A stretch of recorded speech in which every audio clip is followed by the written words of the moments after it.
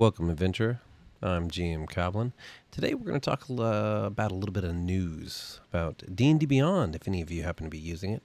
Maybe you've heard the recent news by the people that own them. So, D&D Beyond, which was picked up, a year or two ago by WOTC for attachment with Dungeons & Dragons. You know, they became real close. It was in 22. Well, that's also owned by Hasbro, which has been giving us a little bit of problems the last handful of years. A lot of debacles we've been having issues with. But more recently, apparently, since the new books are coming out this year, they're not quite new edition. They're 5.5, I would say. They're taking all of your books and everything on your character sheet, and they're pushing them to compendiums. So if you have old material and it's been changed, all of your updates will not work. Where you've got your tooltips or anything like that for your character sheets, I've asked people why they didn't just make a secondary character sheet, something with a legacy badge or something like that. Now, a lot of your stuff, when it comes to it, will have legacy badges on it. They will have classes, subclasses, and stuff like that. So it's not quite as bad. Everything, like I said, is going to be pushed back to compendiums, which more people had to buy because of this controversy earlier in the year where they stopped selling things bit by bit. I think that was mostly to sell more full content for what was coming up.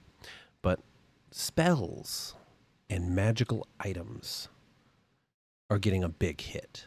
So spells and magical items, they're going to be in your compendium, but if you want them in your game, you have to home brew them.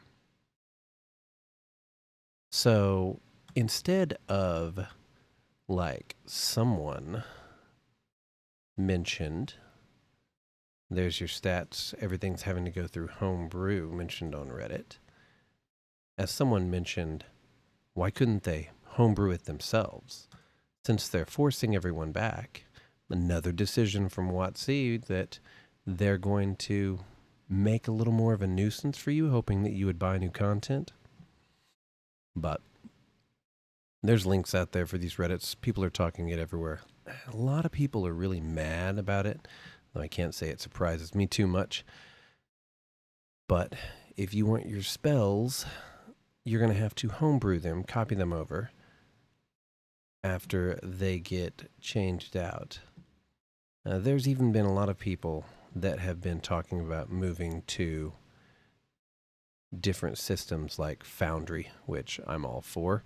You guys should know that it is my favorite.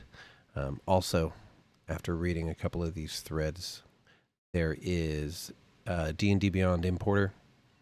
Just in case you wanted, you can import a lot of your stuff from D&D Beyond, and it would make your games easier in this. Not saying you have to go and buy Foundry if you guys really want to stick with your current system, but if you wanted to, like some Reddits are trying to get people to do and protest or something and move over for a little bit, that's a way to do it. You can import all your stuff. I import characters from Roll20 and D&D Beyond and stuff for some of my players for some 5e games that I run.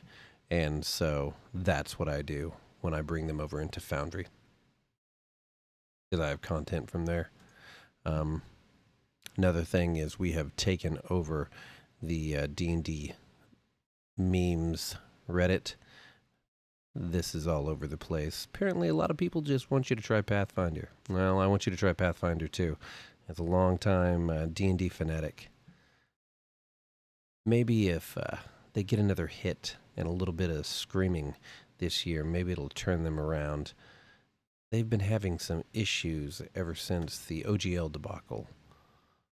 So, hopefully, either a Christmas present this year or a New Year 25 wish, we can get Dungeons and Dragons to kind of pick their game up and stop pulling all this stuff. All right. Well, Good luck, guys, and if you're all mixed up in this, hope it all works out for you.